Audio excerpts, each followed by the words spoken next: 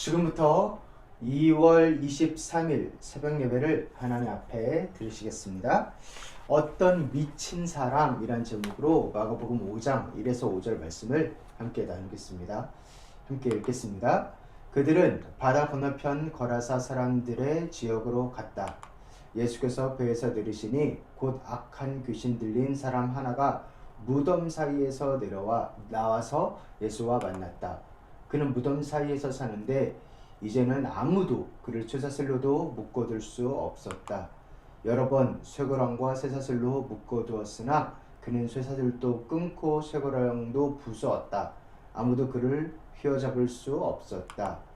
그는 밤낮 무덤 사이나 산속에서 살면서 소리를 질러대고 돌로 제 몸에 상처를 내곤 하였다. 이렇게 쭉 이어지는 이야기죠. 한 미친 사람, 되게 좀 센 발언인데, 근데 그렇죠. 여기에 우리 읽은 거에 의하면 무덤에서 살고, 그리고 힘도 너무 세고, 자기 몸을 상하게 하고, 그 어느도 통제할 수 없고, 그러한 한 사람에 관한 이야기입니다. 예수님은 제자들과 함께 바다 건너편 거라사라고 하는 지방에 가셨습니다. 예수님께서 배에서 내리시자 어떤 한 사람이 나오는데요. 아까 말한 그 미친 사람이라는 사람이 나왔습니다. 그래서 그 사람과의 딱 만나는 장면이 첫 장면이에요. 네. 얼마나 이상한 사람입니까? 그런데 예수님께서는 누구에게 오셨나? 그 이상한 사람한테 오셨습니다.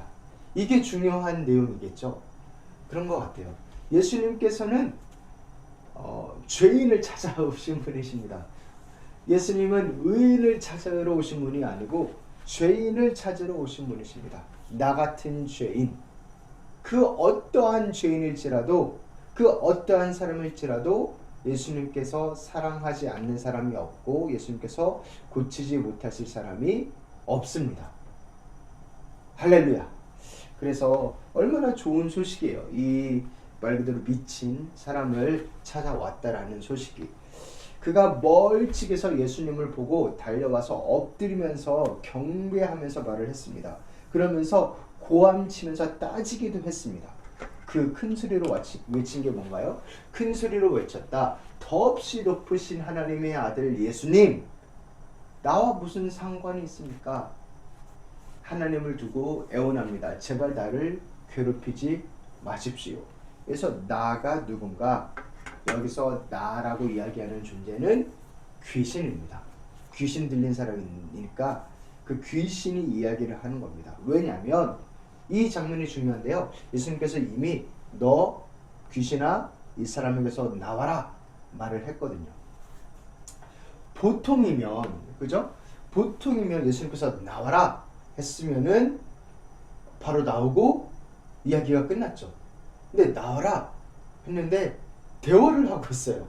그러니까 이게 중요한 겁니다. 이 이야기는, 이 에피소드는 물론 예수님께서 거라사에 있는 광인을 찾아가셨다는 것도 중요하지만 요 대화가 평소라면 안 담겼을 이 대화가 담겼으니까 요 대화가 정말로 중요한 겁니다. 뭐라고 하는 거예요? 귀신들도 아는 겁니다. 무엇을요? 예수님이 하나님의 아들이라는 것을. 사실 귀신이 가장 잘 알겠죠. 그죠? 영적인 것을 볼 수 있는 눈이 열린 영적인 존재니까. 그래서 귀신의 입으로 말한 그 고백, 예수님이 더없이 높으신 하나님의 아들이시다. 그 고백을 우리도 들어야 함을 이 이야기를 통해서 이야기를 한 거겠죠. 그렇게 이 놀라운 메시지를 주었습니다. 그리고 그 예수님의 거룩함 앞에 그냥 압도당하는 겁니다. 예수님과 귀신이 무슨 맞대결을 하는 거냐? 그렇지 않습니다. 귀신은 너무나 예수님께는 하등한 존재예요. 그래서 여기서도 애원하잖아요. 그렇게 강한 귀신이라는 그 어느 누구도 감당할 수 없었던, 그 동네 사람들이 다 동원돼도 감당할 수 없었던 그 귀신도 예수님 앞에 엎드려서 간절하게 싹싹 비는 그 장면. 이것도 분명히 우리가 봐야 될 장면이기도 하죠. 예수님이 얼마나 대단한 존재이신지가 여기서 드러납니다. 그리고 예수님께서 물으십니다. 너 이름이 뭐냐? 재밌죠? 귀신에게 이름이 있다라는 게 참 재밌습니다. 그랬더니 그가 내 이름은 군대 혹은 패거리 여러 명 이 둘레 난동 부리는 패거리입니다 라고 이야기를 합니다. 그러면서 자기를 제발 그 지방에서 쫓아내지 말아달라고 간구해요. 그 이야기는 또 뭐냐면 귀신은 한 지방에 적을 두고 사는 자들이구나. 그래서 동네마다 뭐 홍콩 귀신 뭐 이런 말 있잖아요. 그게 허황된 말이 아니라 정말 그 영적인 존재는 지역에 기반해서 하는구나. 이거에 대한 좀 힌트가 다니엘의 기도에서도 나오고요. 성경 여러 곳에서 이렇게 표현이 됩니다. 그 지역을 관장하는 하는 그러한 영적인 존재가 있다라는 것을. 그러면서 제발 나를 이 지방에서 내쫓지 말아달라고 간구하면서 뭐라고 그러냐면 재밌게도 이 귀신이 딜을 합니다. 우리를 돼지에게 보내셔서 그 속에서 살게 해 주십시오. 그러니까 이 귀신이라는 존재는 누군가 살아있는 동물에 이렇게 붙어서 사는데 자기 혼자 이렇게 산다라기보다 그런데 사람에게도 들러붙을 수 있고 동물에게도 들러붙을 수 있다라는 거죠. 그래서 예수님께서 뭐라고 하셨을까요? 예수께서 허락하시니 악한 귀신들이 나와서 돼지들 속으로 들어갔다. 거의 2,000마리나 되는 돼지떼가 바다 쪽으로 비탈을 내리다가 바다에 빠져 죽었다. 그래서 돼지에게 들어가도 된다라고 허락하자 돼지떼들한테 들어갔는데 거의 2,000마리나 되는 돼지떼들한테 들어간 거죠. 그전에는 한 사람한테 있었던 그 귀신이. 그러면서 거기에서 돼지떼한테 들어서 가만히 살았냐? 아니면 돼지떼가 날뛰어서 뭐 사람들을 공격했냐? 아닙니다. 바다에 빠져 죽었습니다. 즉 최후를 맞이했죠. 이는 무엇을 보여줄까요? 우리 이 이야기에 대해서 한 몇 가지만 생각해 보려고 한다면 요 일이 일어나고 나서 사람들의 반응, 그 거라사라는 동네 사람들의 반응은 무엇일까요? 돼지를 치던 사람들이 돼지들을 열심히 치던 사람들이 다 이렇게 도망가서 깜짝 놀라서 읍내에 마을에 있는 사람들한테 이 일을 알렸습니다. 그리고 사람들은 이 일이 무슨 일이 일어나는지 보려고 왔습니다. 그러자 어떤 광경이 있어요? 그 많아야 될 돼지들이 있어요? 없어요? 없습니다. 일단 그게 놀랐고 그런데 없어야 될 사람이 있는데 누구냐면 귀신 들렸던 그 사람이 다소곳이 앉아있는 거예요. 뭐 앉아있었는지 서 있었는지는 모르지만 다소곳이 옷을 입고 그전에 옷을 벗고 나타났는데 제정신이 들어와서 앉아있는 것을 보고 두려워하였다. 앉아있었네요. 제정신이 들어와 있고 앉아있었습니다. 이것을 보고 사람들의 반응은 두려움이었습니다. 하나는 좋아야 되는 거 아닌가요? 이렇게 한 사람이 정말 귀신 들려서 고생한 무덤 속에서 살면서 고생한 그 사람은 그 동네 사람이니까 그 집 부모님도 알겠고 가족도 알 텐데 얼마나 걱정했겠어요. 그 아들을. 그 사람이 제정신으로 돌아오고 온전하게 되었으면은 야 할렐루야 해야 될 것 같은데 너무 잘 됐구나 해야 될 것 같은데 두려워했습니다. 무엇이 두려웠을까? 저는 그 거룩한 힘 앞에 두려워했을 것 같아요. 하나님이 그렇게 강하신 분이시구나, 엄청난 능력과 구원을 베푸실 수 있는 분이구나 라는 것을 보았기 때문에, 눈앞에 증거가 있기 때문에 그 거룩함 앞에서 경외감이 들었을 거라 생각합니다. 그러나 또 뭐냐면 내 죄가 죄인이 나기 때문에 거룩한 분 앞에서 또 두려워지는 거죠. 본능적으로 떨리는 거죠. 거룩하고 크신 하나님을 앞에 마주 대할 때 본능적으로 떨리는 거죠. 그 다음에 뭐라고 하냐면 그 엄청난 하나님을 보았으면 사실 나 이것도 고쳐주세요. 뭐 저것도 이렇게 나아갈 것 같은데 그 사람들은 이렇게 반응했습니다. 그러나 그들은 예수께 자기네 지역을 떠나달라고 간청하였다. 간청을 했는데 어떻게 해달라고?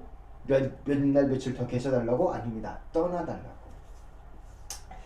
거룩하신 분을 별로 가까이 하고 싶지 않은 겁니다. 왜요? 내 죄가 많으니까. 나는 내 삶의 방식을 별로 고치고 싶지 않으니까. 그렇게 내 돼지떼를 죽게 하고 내게 손해를 끼친 분으로 예수님을 인식하니까. 그래서 그렇게 하나님의 아들을 바라봐야 되는데 그 귀신들조차도 하나님의 아들이라고 고백했으니까 그 하나님의 아들이심을 바라봐야 되는데 자기 계산기 두들기고 있는 거죠. 그러한 모습을 보여줍니다. 내 편함, 내 안락만을 생각하는 거죠. 그러나 반대되는 이야기, 이 사람이 등장하죠. 누구냐면 그 고침을 받은 그 사람입니다. 예수께서 배에 오르실 때 귀신 들렸던 사람이 예수와 함께 있게 해달라고 애원하였다. 이렇게 간청하고 애원한 자가 있는데 둘이 다르죠. 마을 사람들은 떠나달라고 간청하고 고침을 받은 자는 함께 있게 해달라고 애원을 하고, 이때 예수님이 뭐라고 대답하셨을까요? 너네 집, 너희 가족한테 가라. 주님께서 무엇을 하셨고 어떻게 불쌍히 여기셨는지 그들에게 이야기해라 말씀하셨습니다. 즉 제자 삼은 거예요. 너가 보고 듣고 겪은 것을 말해라. 너는 그것을 가족한테, 사랑하는 가족한테 먼저 말해라. 나를 따라와서 돌아다니는 것도 물론 예수님을 따라다니는 것이 의미가 있을 수 있겠지만 예수님도 결국 제자들과 함께 한 다음에 어떻게 했어요? 그들을 보냈지요. 그 역할을 하는 겁니다. 그렇게 이미 예수님의 제자가 된 겁니다. 특히 이방인이 있는 이 동네 사람들한테, 잘 믿지 않는 동네 사람들을 불쌍히 여기시고 그들에게 예수님이 하나님의 살아계신 증거로 계속 보이라는 것입니다. 여기서 볼 수 있는 예수님의 성품이 무엇이냐면 저는 따뜻한 것 같아요. 따뜻함. 그렇게 자기를 거부하고 자기를 떠나달라고 하고 예수님이 하나님의 아들이라는 것보다 자기 계산기 두드리는 것이 더 중요한 그 사람들에게 누구를 남겨놓은 거예요? 예수님의 가장 강력한 복음에 대한 증인을 남겨둔 겁니다. 그들을 사랑한 거죠. 그리고 그 전에 이 사실이 너무나, 저는 항상 이 성경 부분을 읽을 때마다 참 감사하고 감동을 받는데요. 뭐냐면 예수님께서 그 난리통의 풍랑을 겪고 건너셔서 거라사라는 도시에, 그 동네에 갔는데 거기서 예수님을 믿게 한 사람, 하나님을 믿게 한 사람이 몇 명일까요? 단 한 명입니다. 그러니까 한 사람을 만나러 거기를 가신 거예요. 그 고생하면서, 제자들도 그 고생을 하면서. 그렇게 단 한 사람을 위해서 그곳에 가시고 그 사람을 고치시는 하나님. 근데 결국 그 한 사람을 남기고 그 동네를 생각하시는 하나님. 하나님의, 예수님의 놀라운 그 성품이 참 감사하고, 그게 우리에게 소망이죠. 그게 우리에게 소망이죠. 나를 사랑하시는 하나님, 그리고 나를 변화시키기를 원하시는 하나님, 그러나 나에게 사명을 주셔서 나에게 하나님의 은혜를 나누라고 하시는 하나님을 보게 됩니다. 또한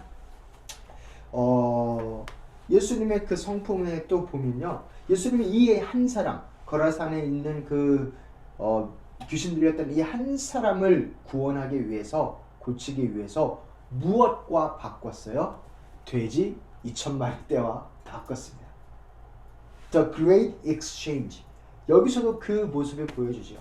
한 사람을 구원하기 위한 예수님의 그 엄청난 희생. 이번 경우는 돼지떼 2,000마리였습니다. 그러니까 귀신을 그냥 돼지떼에 들어가서 그냥 그 동네에 계속 살게 하셨어요? 아니에요. 귀신을 멸망시킨 겁니다. 그러나 돼지떼 2,000마리에 달할 정도의 그 강력한 귀신을 멸망시켰다라는 표현이기도 되고요. 그러나 그 2,000마리를 희생시킬 만큼 한 사람의 영혼이 중요하다라는 고백이기도 합니다. 그 한 사람을 통해서 그 거라사 동네가 변화되어야 되니까, 구원받아야 되니까, 이 예수님의 이야기를 볼 수가 있습니다. 사랑하는 성도 여러분, 우리를 그렇게 사랑하시는 예수님을 우리가 또 만날 수 있기를 소원합니다. 더욱더 경험할 수 있기를 소원합니다. 그리고 예수님의 대속, 나의 죄를, 나의 연약함을 예수님이 이미 짊어지셨습니다. 그래서 우리가 담대히 하나님의 보좌 앞에 나아갈 수 있으니까 말 그대로 오늘 이 시간에 또 하나님의 은혜를 경험할 수 있는 아주 강력한 증거는 뭐냐면 예수님의 죽으심과 예수님의 부활입니다. 그것을 믿고 우리가 더더욱 우리 귀한 성도님들 각 삶의 그 자리에서 예수님을 더욱더 경험하시기를, 그 은혜를 더욱더 누리시기를 다시 한번 주님의 이름으로 축원합니다.